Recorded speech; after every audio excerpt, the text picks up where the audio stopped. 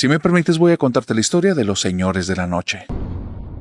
Resulta que dentro de las filas de la familia nocturna existen personas muy distinguidas, y se los quiero decir tal cual lo leí hace apenas unos días. Me llegó un correo diciendo: narrador, mi nombre es Natanael Cano, y soy fanático de las historias de Hablemos de lo que no existe. Yo estaba impactado, pero la siguiente frase, digamos que me dio un poco de risa. Dice: no me confundas con el artista. Yo manejo un tráiler. Soy bueno en mi arte, pero no canto. La historia que el señor Natanael Cano mandó a este canal es de las historias más fuertes que he escuchado. Él me dice: narrador, te quiero decir que no te ofendas, pero yo soy de las personas que no les dan miedo ninguna de tus historias. Ni una. Pero yo sí tengo muy claro por qué. Y no es que las historias que cuentes no sean aterradoras. Es que después de lo que viví, es imposible que algo me llegue a dar miedo. Te quiero contar un poco mi historia y quiero empezarte diciendo que he escuchado mucho la frase México mágico. Como que al día de hoy la tienen mucho de moda. Pero en mi tiempo, la frase era México trágico. Y a mí me tocó vivir un México muy trágico. Mi historia no es para que estén tocando violines tristes, pero es una historia muy dura. Y te la voy a contar porque la cereza del pastel fueron cuando comenzaron a ocurrir cosas paranormales. Y mi familia no solo no quedó bien parada, sino que se llevó a varios de los miembros, las situaciones que vivimos. Por eso, nada de lo que cuentes me puede dar miedo. Te voy a empezar a decir qué pasó. Esto fue por allá de inicio, mediado de los 90, no tengo como que el recuerdo así exacto de qué año fue, porque ahorita te vas a dar cuenta por qué. Eran fechas decembrinas. El año anterior habíamos vivido una tragedia en casa. Mi papá tuvo un accidente laboral, falleció, y a raíz de ese accidente, la compañía, digamos que yo lo veo al día de hoy, que se comportaron muy bien con mamá y la indemnizaron muy bien, al grado que ella logró pagar la casa que mi papá estaba pagando y todavía se quedó con un muy buen dinerito para tener una tienda de abarrotes. En las fechas decembrinas del año siguiente, apenas un año después de la pérdida de papá, hubo un mal funcionamiento de unos aparatos en la tienda de mamá y se nos incendió la casa. Mi abuela, que vivía con nosotros, la mamá de mi mamá, estaba dentro de la casa cuando pasó el incendio y ella respiró muchos gases tóxicos. Estuvimos a punto de perderla. Lamentablemente perdimos todo ahí. Perdimos la tienda de abarrotes. Mamá le quedaba ya muy poquito del dinero que había tenido el año anterior. ¿Por qué? Porque tuvo que pagar todo lo de la pérdida. Aparte de eso, el terreno entró como en una cuestión de litigio, de saber de qué manera se iba a poder vender de esa forma. Los vecinos querían demandarnos. Fue una situación espantosa. Mi mamá estaba rota, estaba deshecha. Yo en ese entonces tenía apenas 15 años. No sabía nada, no podía hacer nada. Y mi papá le había dicho a mi mamá desde que antes del accidente que él no quería que trabajara, que él quería que yo estudiara, que sacara a la familia más adelante, que ya con mis estudios les iba a poder dar un mejor futuro. Narrador, yo no estudié, pero ahorita vas a enterarte por qué. Cuando pasó el accidente en casa, cuando mi abuela estuvo a punto de morir, mi mamá estaba ya rota y yo no sabía qué hacer.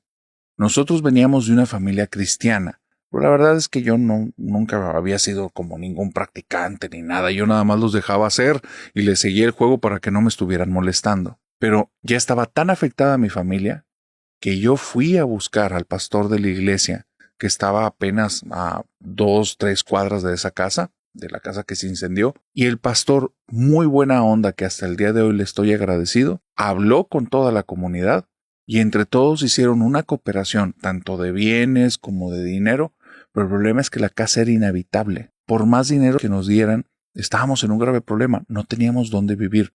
Y aunque nos apoyaron, yo me aventé a decirle a la comunidad, y me rompí, que muchas gracias por su ayuda, pero no iba a ser suficiente. Necesitábamos un techo, porque ya no teníamos, nuestro techo se había quemado. Y una señora de esa comunidad, la señora Minerva, que espero que al día de hoy arde en el infierno esa señora, salió entre todos y nos dijo: yo les voy a dar una casa, yo les voy a dar un techo. Y perdón por lo que te voy a decir, narrador, pero maldita sea esa señora. Hay acciones que parecen buenas que no lo son. Y esta mujer tenía un corazón muy podrido y se escondía ahí, en medio de personas que sí eran buenas. Esta señora nos habló que ella tenía una casa que tenía en renta, pero que justamente los inquilinos que estaban ahí estaban a punto de deshabitarla, que le esperáramos un par de días, que estaba en una colonia muy brava, una colonia en la que sí había que tener cuidado, pero que no nos preocupáramos, que con que dijéramos que veníamos de parte de la señora Minerva, que la señora Minerva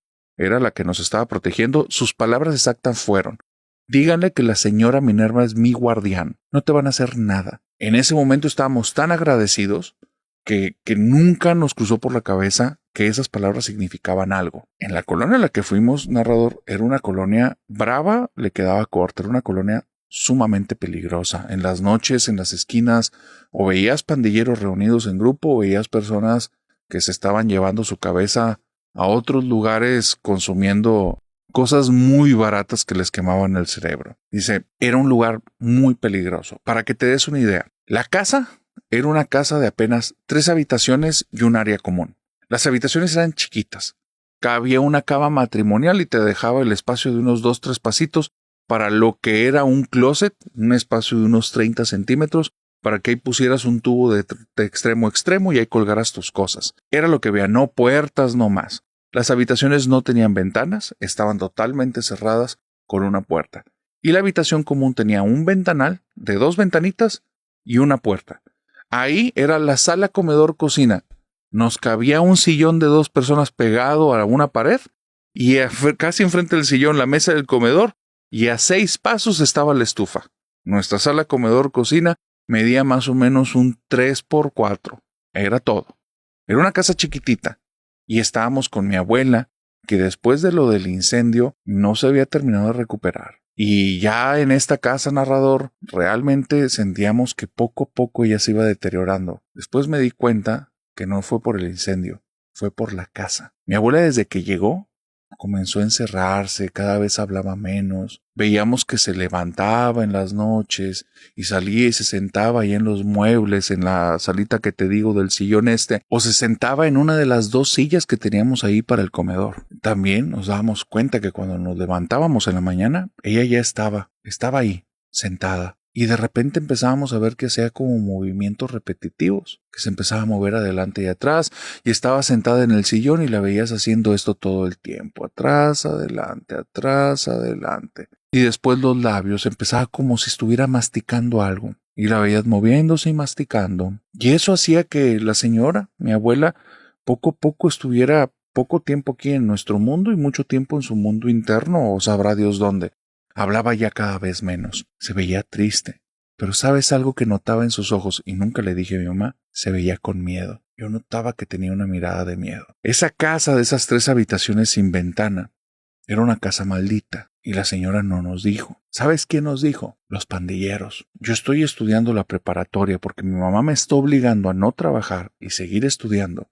Y un día, de las primeras 3 semanas o 4, teníamos muy poco tiempo en esa casa. Estamos muy agradecidos, ahora estamos muy preocupados por mi abuela. Gracias a la ayuda de la comunidad, mi mamá, mínimo por 1 mes o 2 más, no va a tener que preocuparse por cuestiones de dinero ni por cuestiones de comida. Hay con qué sacar las cosas adelante. Yo lo del camión, de alguna manera lo hago, y ya van 2 días que me voy caminando a la escuela, que está a 7 kilómetros, y me regreso caminando. Va a ser parte de las cosas que tenemos que sacrificar y yo estoy de acuerdo. No pasa nada. En esas idas a la escuela, a la preparatoria, yo ya venía cansado, te lo puedes imaginar. Eran cerca de las 10:30 de la noche, había caminado de regreso cerca de 7 kilómetros, y justo en la subida, que era una subida muy pronunciada, en la cuadra antes de llegar a la casa, me cerraron alrededor de unos 15 tipos. Sujetos que no te los quieres topar nunca de frente. Tipos que iban con camisas largas, guangas, pantalones guangos. Y esto no es por criticar su ropa. El tema era para qué lo utilizaban así.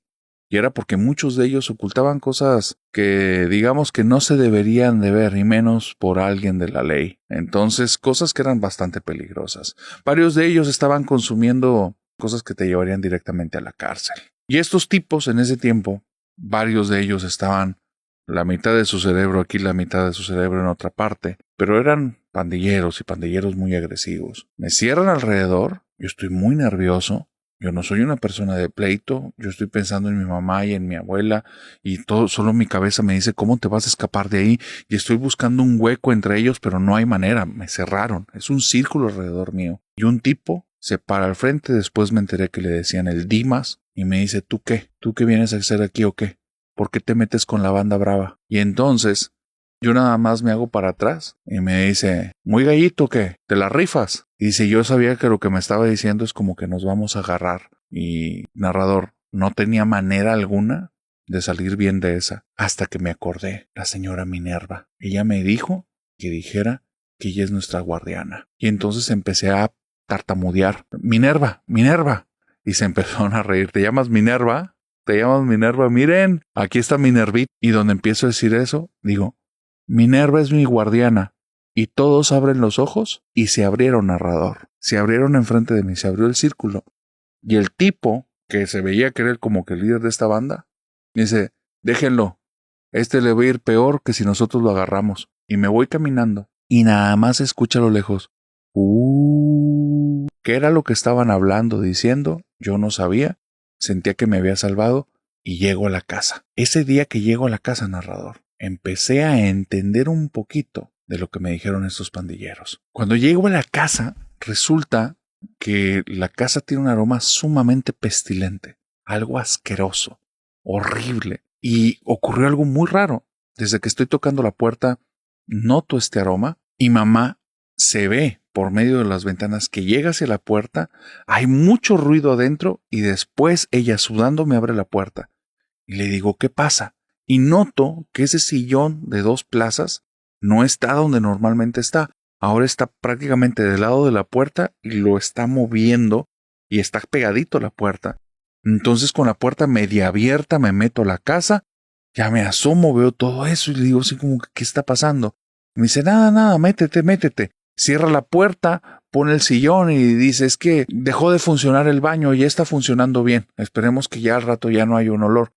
Pero yo notaba que mamá me estaba mintiendo. Y después cuando mueve el sillón y me pide ayuda para ponerlo del lado de la puerta, le digo, ¿y esto? Y me dice, es que me he sentido muy nervioso últimamente. Y yo, ¿por eso te pasó algo? No, hijo, no, nada más me he sentido nerviosa. Y no me quería decir qué estaba pasando, narrador. Como la abuela cada vez estaba peor, mi mamá se veía muy preocupada. Y ella tenía que estarse quebrando la cabeza en qué iba a trabajar, de dónde iba a sacar dinero, qué iba a hacer con la abuela.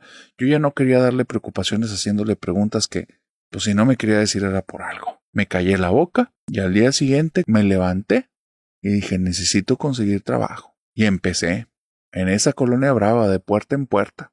Oiga, no ocupa alguien que le barra, no ocupa alguien que le trapee, algo, una chamba que me den, cualquier cosa por unas monedas. Y dije, necesito traerla a la casa, necesito de alguna manera ya generar algo. Se necesita, mamá va a ocuparlo de un momento a otro. Se me olvida en qué colonia estoy. Se me olvida lo de los pandilleros. Se me olvida contarle a mamá lo que pasó de la señora Minerva. Todo eso se me olvida.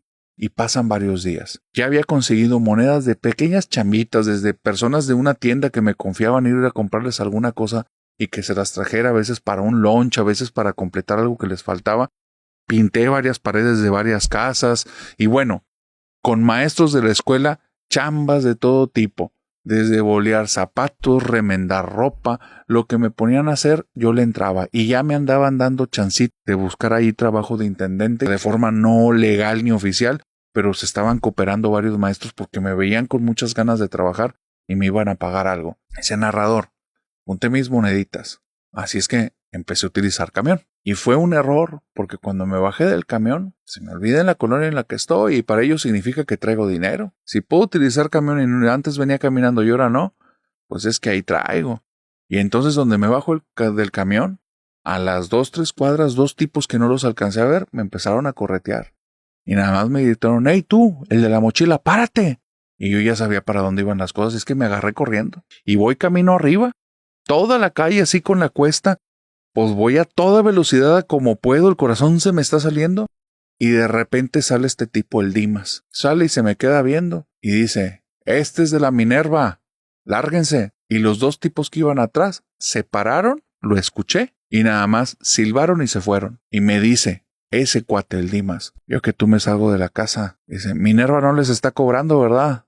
Siempre se la juega así. A Minerva no le interesa la lana. Cobra con cosas más caras. Y si no me crees, pregúntale a tu mamá.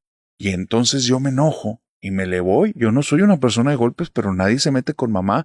Entonces me voy a los golpes y le digo, no te metas con mamá. Y se ríe. Y me dice, no, muchacho, No estás entendiendo. Si yo soy bravo, ¿no sabes quién es la Minerva? La Minerva es la que se la va a cobrar a tu mamá. De mí no tengas miedo. Traes guardiana fuerte. Pero si yo estuviera en tus zapatos, me voy de ahí. Yo ahí no me quedo. Dice, así como bebés, con la Minerva no me meto. Y se fue. No volví a saber del Dimas. No volví a escuchar de él. No se volvieron a meter pandilleros conmigo. Yo creo que se pasaron la voz que era el lugar de la Minerva, que era la guardiana y esas cosas que no entendía. Narrador, lo entendía a la mala. Y capté que era lo que me estaban diciendo. Que estos pandilleros, estos tipos que eran violentos, me advirtieron. Les estoy más agradecido a ellos que esa vieja que espero que esté podrida en el infierno. No sé cuántos días pasaron desde esa situación que vi a Dimas. Mi mamá se ponía bien nerviosa. Yo sentía la casa extraña. El aroma raro que pasó esa noche en la que te dije que llegué y olía asqueroso permanecía, pero cada vez era como más tenue, como oculto. Y yo a veces sentía algo raro, como si se moviera de las habitaciones. A veces era en mi habitación, a veces en la de la abuela, a veces en la de mamá. A veces era en la cocina o en esta sala común. A veces venía directamente del mueble. Y ahí era donde no tenía sentido. ¿Por qué viene del sillón? ¿Por qué el sillón huele así después deja de oler? No entendía nada de eso. Y ahora con tus historias creo que ya tengo una idea y tú también de qué era lo que había en esa casa. En las noches, narrador. Te vuelvo a decir, no sé cuánto tiempo pasó, si semanas, tal vez un mes, porque cuando estás en esos lugares el tiempo se maneja diferente. El tiempo es distinto. Mi abuela cada vez estaba más perdida. Ya casi no salía de la habitación. Le habíamos conseguido una mecedora ahí toda maltrecha. Y en la noche yo me tranquilizaba sabiendo que la abuela todavía estaba ahí, entre nosotros, porque se escuchaba el rechinar de la mecedora. Dice, pero en una noche que me voy a dormir, siento algo raro. Siento como si alguien me observara. Y me acuerdo de cuando me cerraron estos tipos, de cuando me persiguieron por la calle, de cuando salió el Dimas, y se me viene a la mente el Dimas diciendo, yo que tú me salgo de esa casa. Cuando abro los ojos, narrador, en donde se supone que tenía que tener mi ropa colgada, no tenía paganchos, la tenía toda en el piso. Ahí, en ese punto, vi una figura enorme que se retorcía en el techo porque era más alta que el techo de esa casa. Tenía los brazos largos, y no logré ver si tenía algún color de piel. Yo lo vi como una sombra. Pero una sombra que cuando le posé la vista, volteó a verme. Giró la parte de arriba del cuerpo, la zona que yo identifiqué como cabeza, y se me quedó viendo. Me tapé al instante, escuché ruido en la habitación, y dentro de mí empecé a rezar. Empecé a rezar y empecé a decirle, Diosito, por favor, cuídame. Diosito, por favor, ayúdame. No sé cuánto tiempo pasó antes de que me quedara dormido, pero dije, no me vuelvo a quedar en ese cuarto. Esa cosa no me la imaginé, esa cosa yo la vi. Empecé a sentir miedo. Y tuve un grave error, narrador, porque me enfoqué tanto en el miedo que dejé de prestarle atención a mi mamá y a mi abuela. Mi mamá ya tenía también mucho miedo y se notaba en su mirada, pero ahí no me di cuenta. Me di cuenta mucho después cuando ya era tarde. Mi abuela, su mirada ya estaba perdida, pero en el fondo, si te le quedabas viendo, parecía como el rostro de una persona que dentro de ella estuviera gritando por auxilio. Y yo no lo entendía en ese tiempo. Sin que mamá se diera cuenta y sabiendo que mi abuela es la persona que está moviendo la mecedora toda la noche porque no está acostada en la cama, decido que ya no me voy a dormir en mi habitación. Entonces me voy a dormir o en el mueble, en ese sillón para 2 personas, o en una de las otras habitaciones. Como no quiero preocupar a mamá, decido irme al cuarto de la abuela. La abuela ya no está ni utilizando la cama en la noche, se queda dormida ahí. Y es ahí cuando me di cuenta, narrador, cuando cerré la puerta en una noche, pasando cerca de las 11, que yo sabía que mamá estaba ya bien dormida, escuchando el rechinido de la mecedora, abro la puerta, me meto al cuarto de la abuela, no tenía foco y no nos habíamos dado cuenta, como que se fundió en algún punto. Y narrador, veo a la abuela que está acostada, pegadita, lo más lejos que se puede, a la mecedora, pegadita a la pared, y tiene los ojos abiertos y nada más está como balbuceando. Y entonces dije, se paró rápido y se fue y se acostó. Si yo estaba escuchando ahorita la mecedora y, bueno, pues al final una señora grande. Me acerco, me acuesto en la cama y le digo al oído, me voy a dormir contigo, abuelita. Ojalá no te incomode. Y ella sigue como balbuceando con los ojos abiertos. Y yo dije, bueno, pues pobrecita, ya no está aquí, no me entiende. Me acuesto, narrador, me tapo. Y pasa no sé cuánto tiempo, pero en la madrugada comienzo a escuchar a la mecedora que se mueve.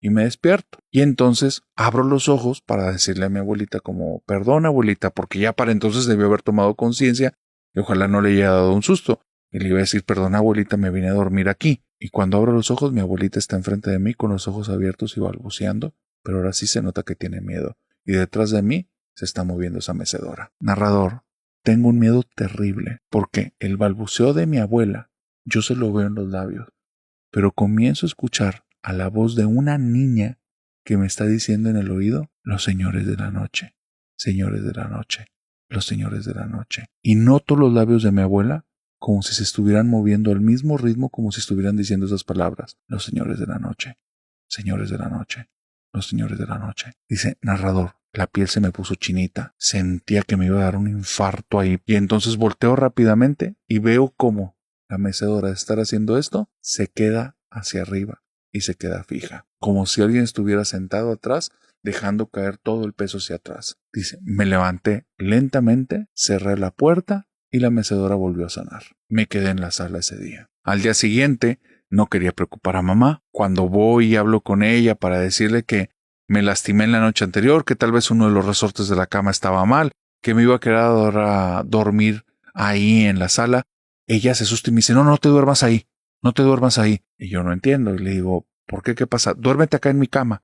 Le digo, no mamá, para que descanses, duérmete en la cama, descansamos los dos. Cuando dormí esa noche en el cuarto de mamá, entendí por qué no quería que fuera a la sala. Cuando estábamos ahí con la puerta cerrada, algo que no vi en las otras dos habitaciones, se prendía la luz de la sala de esta zona que era la parte común, se prendía y se veían cómo se acercaba a alguien caminando y se paraba justo fuera de la puerta y se apagaba la luz, como si hubiera dos personas en la casa. Yo estoy viendo en la parte de abajo y mamá me dice, acuéstate, no les hagas caso. Y entonces le digo al oído, ¿por eso estás poniendo el sillón en la entrada? Y mi mamá me dice, sí, yo creía que alguien se estaba metiendo, pero y es que ya están adentro. Dice el narrador, no me había dado cuenta, pero mi mamá tenía semanas, tal vez meses, muerta de miedo y no sabía qué hacer. Decidí que de alguna manera tenía que enfrentar esas cosas. Le dije a mamá que no teníamos que ir de ahí. Hablé con ella y le dije lo que me dijeron los pandilleros, que de la señora Minerva, que ella es peor.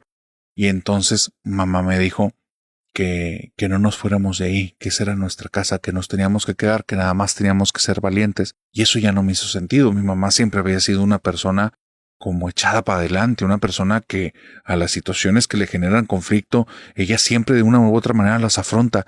Y aquí yo la veía con tanto miedo y diciendo que esa es nuestra casa, que nos teníamos que quedar, que ya no la reconocí. Empecé a ir preguntando por algún pastor, porque para mí eran las personas que me podían ayudar. Y terminé cayendo con una supuesta bruja de la cuadra. Y cuando esa persona de esta colonia fui y la visité, me preguntó que dónde vivía.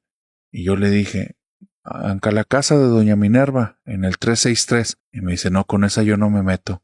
Anda solo, mijo. Anda solo y que Dios te ayude, porque el diablo ya está contigo. Y me le quedé viendo y le dije, ¿cómo?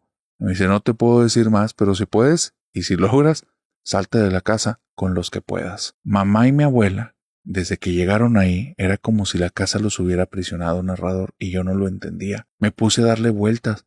Mamá tenía semanas sin bañarse. Tenía semanas sin salir de la casa. Ella todo el tiempo estaba utilizando la misma ropa. Parte del aroma fuerte de la casa era mi mamá. Y yo ya no lo notaba. Yo me daba cuenta que para mí ya era una rutina y poco a poco me estaba aprisionando el lugar. Así es que decidí un día que no más. Comencé a pedir ayuda en la preparatoria.